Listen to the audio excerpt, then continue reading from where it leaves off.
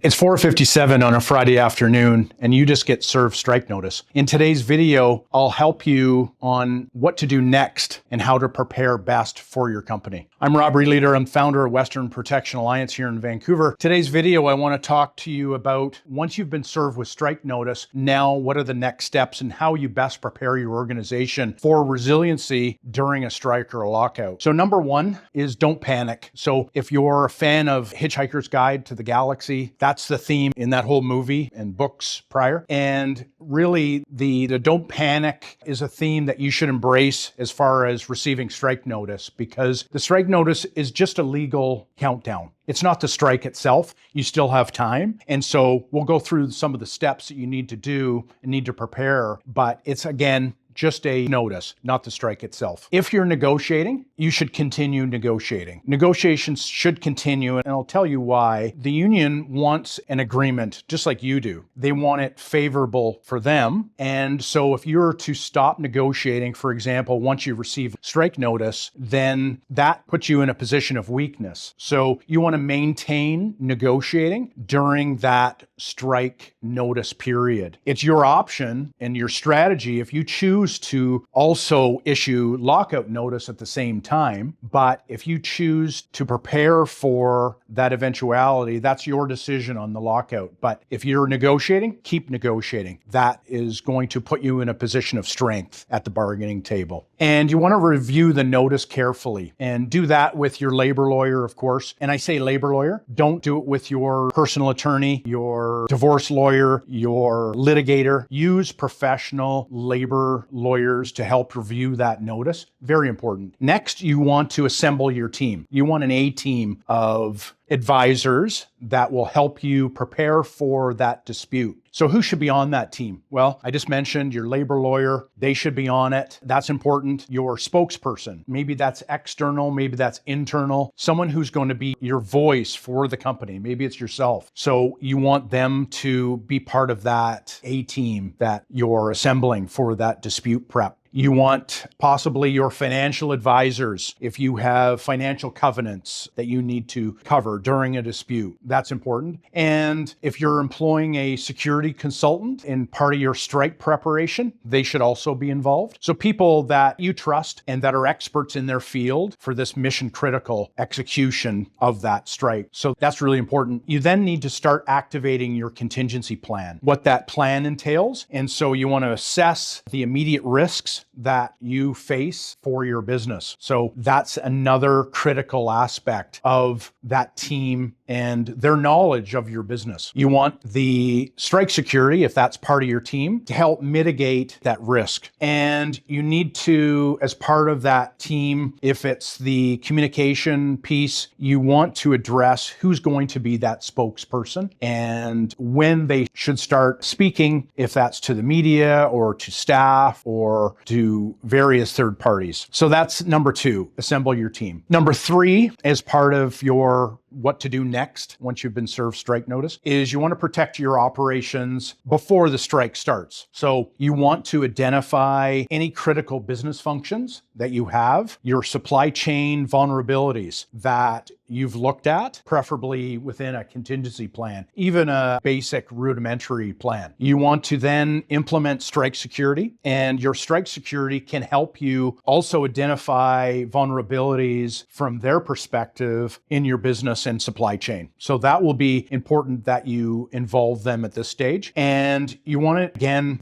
which I've talked in previous videos, the importance of the safety of staff and the continuity of your business. So keep that as something to think about in the back of your mind as well. And then you want to review your customers, your suppliers, your facilities, your transportation. Again, that supply chain. So do that. So third is protect your operations before the dispute, which again, I've talked about in previous videos, the importance of evidence collection. It's vital during this period, assembling the personnel and the systems for when you face the actual dispute. So you want to establish evidence procedures before the picket line goes up. That's step one as far as evidence goes. You want to document everything consistently and professionally. Again, that's a theme that I've talked about, the importance of evidence gathering in prior videos. And means you want accurate evidence collection because it reduces the risk to your staff and your business. It helps your decision making and ultimately protects the business that you're trying to operate. So out of those, there's some themes that I want to discuss briefly and some conclusions in that. So back when we started 30 some years ago, we used to get a lot of calls on a Friday to help them prep for labor disputes. Not unlike what I'm saying today is you receiving notice at 4:57 on a Friday afternoon. We'd get a lot of those panic calls, and that was from a lack of preparation for a potential labor dispute. A lot of our calls now are on Mondays, and not for the, say, a week prior, but maybe a year prior or 6 months prior. So a lot of those clients have that knowledge that they need to get ahead of it and in that pre-strike planning side, and why that's critical when you've just been served strike notice. So part of the kind of overall themes are you need to prepare early. So get your pre-strike planning in as early as you can. In my previous video, I discussed if you're a federal employee, that conclusion of planning should take place prior to the notice to bargain. So if you're a provincially regulated business, the same applies. Longer is better, and that will help your business viability. The good and effective communication, not just your spokesperson, and how you communicate your message to your staff, to your customers, to your suppliers